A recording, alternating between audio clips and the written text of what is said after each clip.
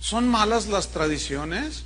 Si usted responde sí, bueno, ¿qué tan malas son? Si dice, pues no todas, bueno, ¿hasta dónde está el límite? Vamos a ver. Pregunta, ¿Jesús condenó todas las tradiciones? La respuesta es no. Jesús condenó las tradiciones que suplantaban la palabra de Dios, que se anteponían a la palabra de Dios. Entonces vamos a leer de los versículos 14 al 17. Y dice así: persiste tú en lo que has aprendido y te persuadiste, sabiendo de quién has aprendido, y que desde la niñez has sabido las sagradas escrituras, las cuales te pueden hacer sabio para la salvación por la fe que es en Cristo Jesús. Toda la escritura es inspirada por Dios y útil para enseñar, para redarguir, para corregir, para instruir en justicia, a fin de que el hombre de Dios sea perfecto, enteramente preparado para toda buena obra. Timoteo había aprendido las escrituras, le dice en el versículo 15, y que desde la niñez, vamos al texto de nuevo, que desde la niñez has sabido las sagradas escrituras. Fíjate, desde chico sabía las sagradas escrituras. Ahora, aquí las sagradas escrituras es obvio que se refiere al Antiguo Testamento, porque todavía no se escribía el Nuevo Testamento. Ya andaban algunas cartas, allí algunos evangelios, pero aquí básicamente las Sagradas Escrituras se refiere al Antiguo Testamento, lo cual nos comprueba que el Antiguo Testamento es la base para interpretar correctamente el Nuevo Testamento. Por eso tenemos que estudiar seriamente las Escrituras lo más que podamos, en su contexto histórico, en su contexto escrito, etcétera, etcétera, para poder interpretarla correctamente y no decir lo que nosotros queremos. Ahora, las tradiciones en los tiempos de Jesús algunas de ellas tenían aspectos totalmente negativos. Se ha concluido para los cristianos protestantes de que todas las tradiciones son malas, pero eso es un error, como lo vamos a ver a continuación. Les voy a poner algunos ejemplos de la Biblia. Les voy a preguntar una cosa: ¿Jesús condenó tradiciones?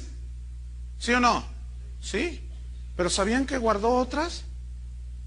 Eso sí lo sabían algunos, ¿verdad? Vamos a ver. La palabra griega que se traduce tradición, ahí en el versículo que leímos, es la palabra griega paradosis. Y paradosis significa transmitir de una manera oral preceptos, enseñanzas, instrucciones, doctrinas, etcétera. Entonces, si nosotros vemos la definición de la Real Academia Española con la palabra griega, hay una similitud extraordinaria, lo cual nos comprueba de que es efectivamente el significado de tradición.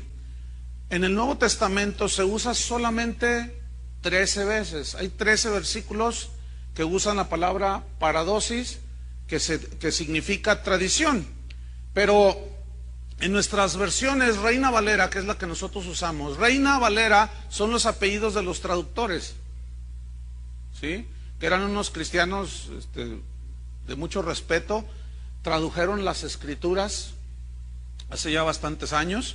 Entonces ellos, de estos 13 textos que aparecen en el original, en el griego, la palabra paradosis, que se traduce tradiciones, ellos, Reina y Valera, tradujeron solamente 10.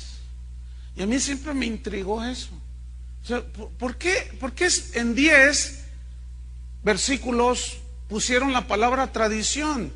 Y en esos 10 versículos eran precisamente reproches de Jesús acerca de la tradición que invalidaba la palabra de Dios. Pero en otros 3 versículos, que ahorita los vamos a ver, ahí utilizaron otras palabras que son sinónimas, que están bien traducidas, pero mi pregunta era, ¿por qué no pusieron tradiciones? Vamos a leer en estos 3 versículos, 1 Corintios 11, versículo 3. 1 Corintios 11:3, dice así, 11:2, perdón. Dice, os alabo, hermanos, porque en todo os acordáis de mí y retenéis las instrucciones tal como os las entregué. Aquí la palabra instrucciones, si vamos al griego, nos vamos a encontrar con la palabra paradosis. Pero la pregunta es, ¿por qué no puso tradiciones los hermanos Reina Valera? ¿Y por qué pusieron instrucciones? Ahora, está bien traducido, porque ¿qué es una tradición? Son instrucciones orales, son costumbres orales, son enseñanzas, son ritos inclusive que se van transmitiendo oralmente. O sea, está bien traducida, pero la pregunta es, ¿por qué no pusieron tradiciones? Quizás habría algún prejuicio allí. Efectivamente lo había. Pero sigamos leyendo. Segunda de Tesalonicenses 2:15. Este es otro versículo donde aparece en el original paradosis y no se tradujo como tradiciones. Segunda Tesalonicenses 2:15 dice así: así que, hermanos, estad firmes y retened la doctrina que habéis aprendido, sea por palabra o por carta nuestra. Aquí la palabra doctrina en el griego es la palabra paradosis. Y otra vez, ¿por qué puso doctrina? Ahora, ¿está bien traducido? Sí, está bien traducido. Pero ¿por qué no pusieron tradiciones? Si ese es el término primario de traducción. Bueno, me seguía intrigando y ahorita vamos a ver cuál fue la razón.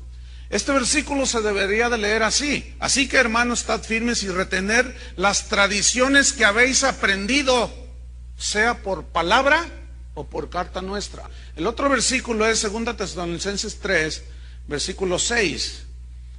Dice, pero os ordenamos, hermanos, en el nombre de nuestro Señor Jesucristo, que os apartéis de todo hermano que ande desordenadamente y no según la enseñanza que recibisteis de nosotros. Y aquí la palabra enseñanza es paradosis.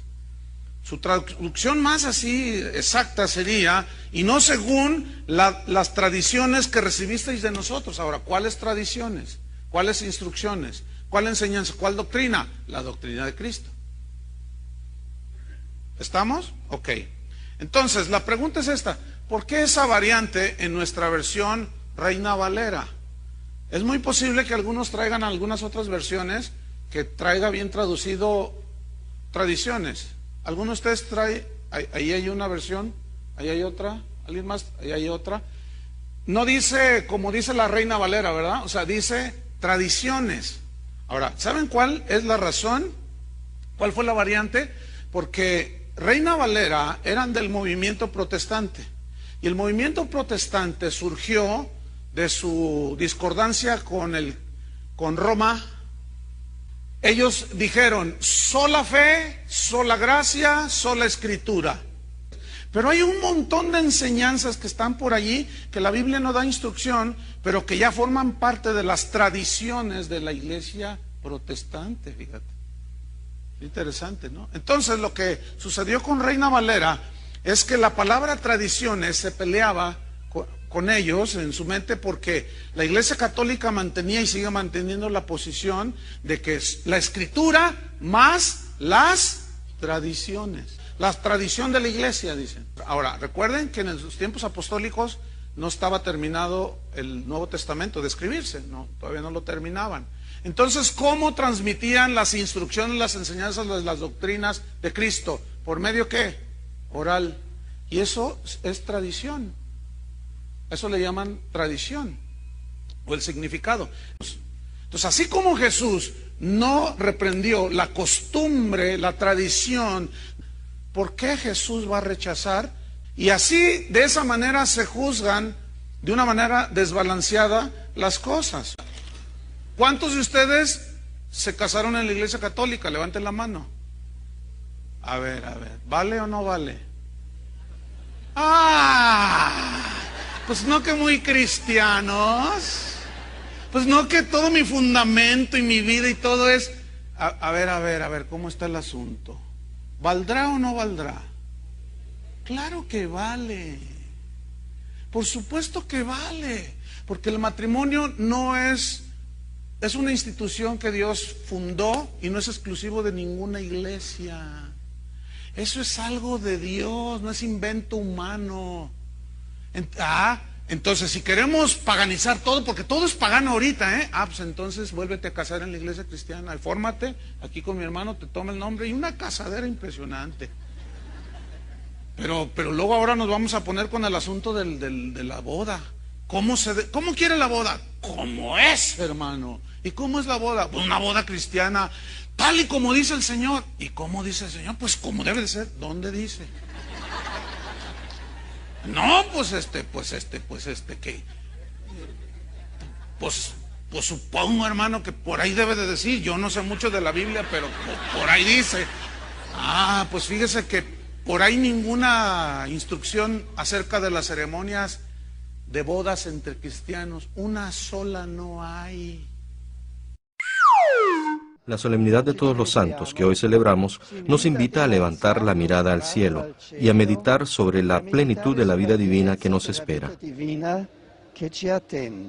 Lo recordó Benedicto XVI a los fieles reunidos en la plaza de San Pedro para participar en el rezo del Ángelus en la solemnidad de Todos los Santos. La santidad, plasmar a Cristo en uno mismo, es la finalidad del cristiano, añadió el Papa, quien además recordó la conmemoración de todos los fieles difuntos del 2 de noviembre y subrayó que la liturgia y la visita a los cementerios nos recuerdan que la muerte cristiana forma parte del camino de asimilación a Dios y desaparecerá cuando Dios sea todo en todos. Ustedes saben que a mí me encanta el pan de muerto. Yo no sé por qué, pero con chocolatito sabe re bueno.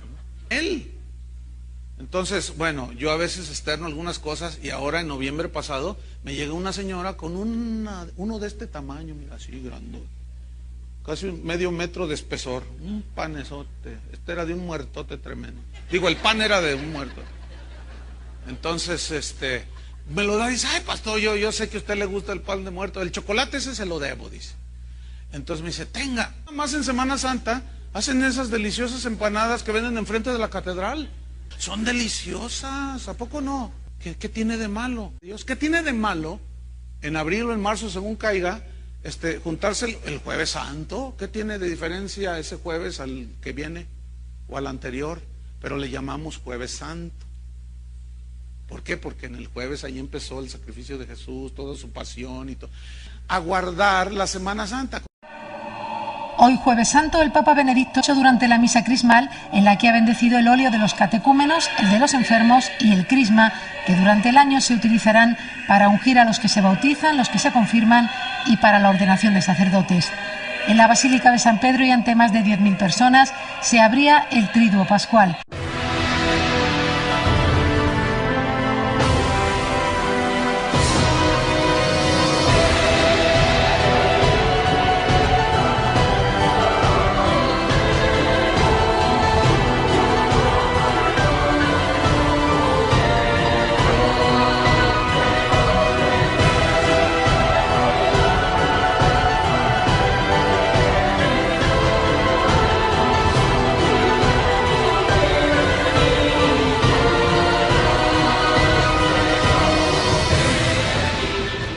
Si algunos cristianos celebran Navidad, por ejemplo, algunos de ustedes el 25 se juntan con la familia y comen, le dan gracias a Dios. Ustedes tienen el verdadero sentido de la Navidad, saben que la Navidad significa el nacimiento de Cristo, pero dirá el legalista, pero el 25 no nació. Pues no nació el 25, efectivamente. Pero ¿cuál es la diferencia del 25 de diciembre al 6 de enero, al 13 de agosto, al 24 de noviembre? ¿Cuál es la diferencia? A ver. ¿Tendrá acaso algún día diferencia entre días? ¿Será más santo un día que otro? ¿Tendrá más poder así espiritual el lunes que el domingo? ¿O el domingo que el sábado? Por favor, hermanos. Pero Jesús no nació el 25 de diciembre, insisten. Es que el 25 de diciembre se celebraba al dios Sol allá, los druidas y quién sabe cuánto asunto. Toda esa historia la conozco, obviamente, ¿no? Pero por el hecho de que le celebraban el 25 de diciembre a ese dios Sol, ya por eso es pagano decir, porque no hay una fecha exacta, no la hay. La Biblia no habla de eso. Lo importante es que Él nació. Haya sido el día que haya sido. Pero el hecho de que le celebraban al dios Sol y a algún cristiano se le ocurrió, tal vez para contrarrestar, es posible que así como se juntan los cristianos la noche de brujas para orar y contrarrestar un poco todas esas ataques y fuerzas del enemigo, así algunos cristianos a lo mejor se reunieron el 25 y ya se hizo una tradición. Pero ¿qué si es el 25, el 3 o el 4 o el 7? ¿Cuál es la diferencia? Ninguna.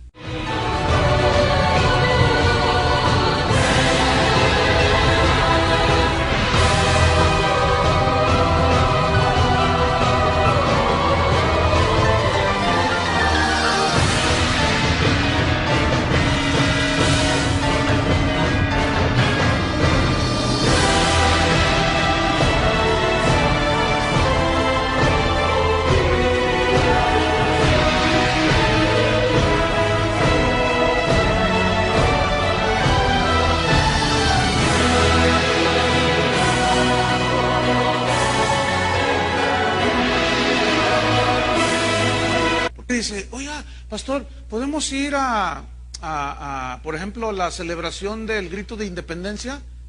Nos gusta ver los juegos pirotécnicos. Pues vaya, ¿qué tiene de malo? Y algunos, ay no, porque sacan una bandera y la bandera es del diablo. Y la reunión es pagana y que fue un cura el que dio el grito. Y hacen un montón de rollos los hermanos. Bueno, si usted quiere ir y le gusta, sí. Me gusta ver y mis hijos están ahí con su banderita y pues vaya.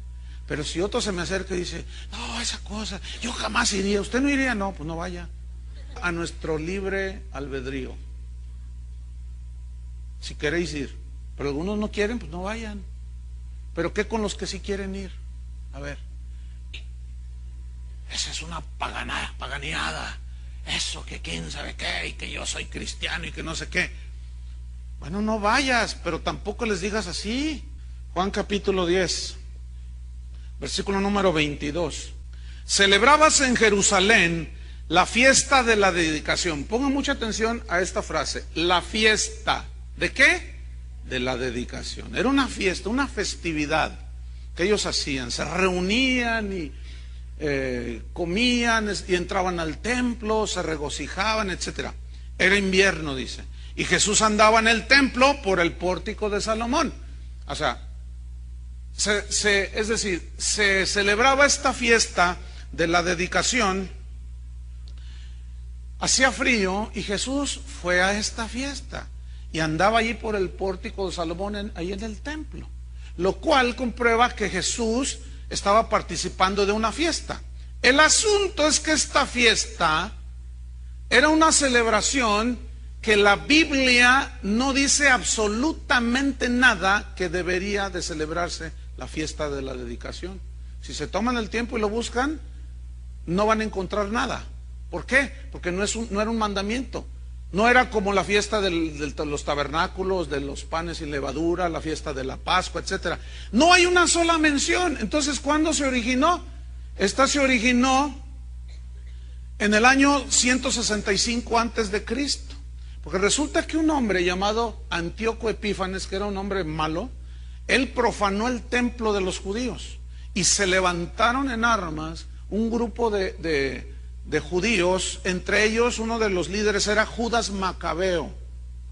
Y Judas Macabeo tomó las armas y entró, hizo guerra y limpió y purificó el templo que Antíoco Epífanes había profanado. Entonces ellos vencieron y echaron todo eso, y en recordatorio de esa limpieza que hicieron del templo y lo rededicaron a Dios, fue que nació la fiesta de la dedicación. Ahora, esta fiesta se hizo una tradición dentro del judaísmo, una costumbre. Entonces, vemos que Jesús fue y participó de esa tradición y no la rechazó. ¿Por qué? Porque no agredía la palabra de Dios, era una celebración, un recordatorio. Y ellos se gozaban de que habían limpiado el templo. Entonces, fíjense, esta fiesta duraba 8 días, según las crónicas. Iniciaba el día 25 del mes Chisleu, en hebreo, pero es el mes que equivale a nuestro calendario diciembre. Es decir, el 25 de diciembre ellos iniciaban esta fiesta de la dedicación y Cristo participó y no la rechazó. Era una tradición, lo cual nos comprueba que las tradiciones no son malas, pero hay tradiciones que no tienen nada de malo en sí mismas. La iglesia cristiana protestante, por llamarla de esa manera, tenemos muchas tradiciones. Entonces, este tipo de cristianos no tienen esa libertad, tienen su convicción, entonces quieren imponerla a los demás, porque tu entendimiento hasta ahí te llega. Y dice la Biblia que si tú juzgas de esa manera, bueno, tú te limitas a ti mismo, pero no trates de forzar a nadie. ¿Por qué? Porque son paganos y usted se va a contaminar. No sea ridículo, hermano.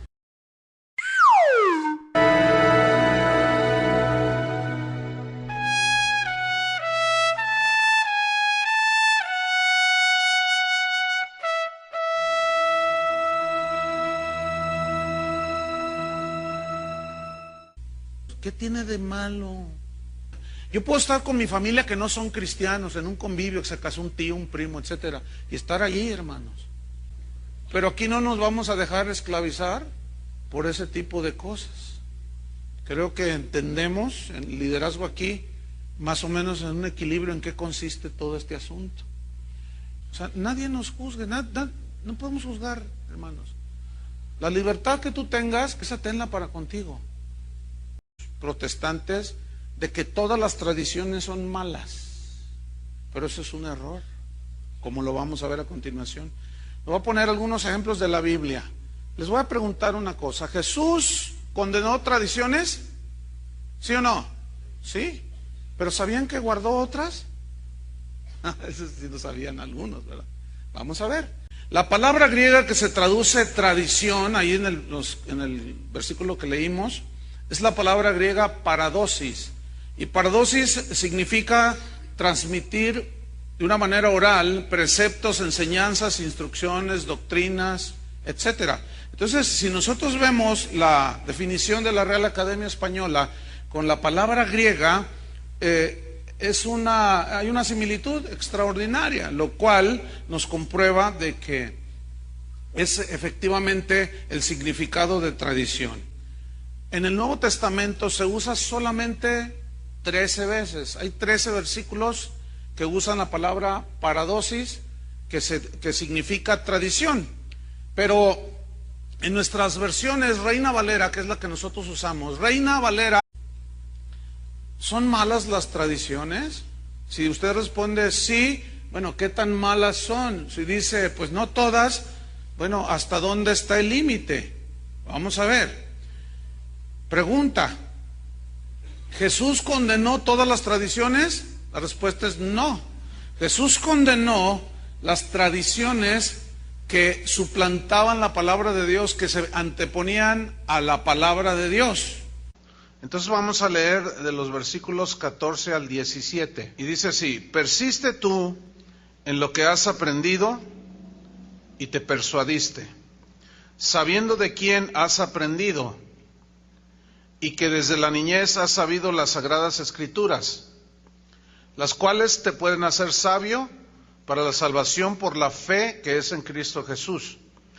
Toda la escritura es inspirada por Dios y útil para enseñar, para redarguir, para corregir, para instruir en justicia, a fin de que el hombre de Dios sea perfecto, enteramente preparado para toda... Hermanos, porque en todo os acordáis de mí y retenéis las instrucciones tal como os las entregué. Aquí la palabra instrucciones, si vamos al griego, nos vamos a encontrar con la palabra paradosis.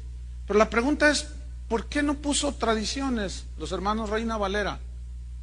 ¿Y por qué pusieron instrucciones? Ahora, está bien traducido, porque ¿qué es una tradición? Son instrucciones orales, son costumbres orales, son enseñanzas, son ritos inclusive que se van transmitiendo oralmente. O sea, está bien traducida, pero la pregunta es, ¿por qué no pusieron tradiciones? Quizás habría algún prejuicio allí. Efectivamente lo había. pero sigamos leyendo. Segunda de Tesalonicenses 2:15. Este es otro versículo donde aparece en el original paradosis y no se tradujo como tradiciones.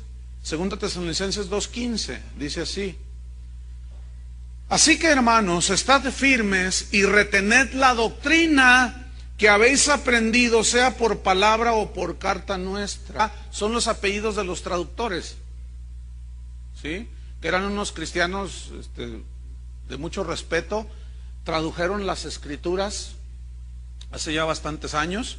Entonces ellos, de estos 13 textos que aparecen en el original, en el griego, la palabra paradosis, que se traduce tradiciones, ellos, Reina y Valera, tradujeron solamente 10. Y a mí siempre me intrigó eso. O sea, ¿por qué en 10 versículos pusieron la palabra tradición? Y en esos 10 versículos eran precisamente reproches de Jesús acerca de la tradición que invalidaba la palabra de Dios. Pero en otros 3 versículos que ahorita los vamos a ver, ahí utilizaron otras palabras que son sinónimas, que están bien traducidas, pero mi pregunta era, ¿por qué no pusieron tradiciones? Vamos a leer en estos 3 versículos. 1 Corintios 11, versículo 3. 1 Corintios 11:3. Dice así, 11:2, perdón. Dice, os alabo en buena obra. Timoteo había aprendido las escrituras, le dice en el versículo 15, y que desde la niñez, vamos al texto de nuevo, que desde la niñez has sabido las sagradas escrituras. Fíjate, desde chico sabía las sagradas escrituras. Ahora, aquí las sagradas escrituras es obvio que se refiere al Antiguo Testamento, porque todavía no se escribía el Nuevo Testamento. Ya andaban algunas cartas, allí algunos evangelios, pero aquí básicamente las Sagradas Escrituras se refiere al Antiguo Testamento, lo cual nos comprueba que el Antiguo Testamento es la base para interpretar correctamente el Nuevo Testamento. Por eso tenemos que estudiar seriamente las Escrituras lo más que podamos, en su contexto histórico, en su contexto escrito, etcétera, etcétera, para poder interpretarla correctamente y no decir lo que nosotros queremos. Ahora, las tradiciones en los tiempos de Jesús algunas de ellas tenían aspectos totalmente negativos. Se ha concluido para los cristianos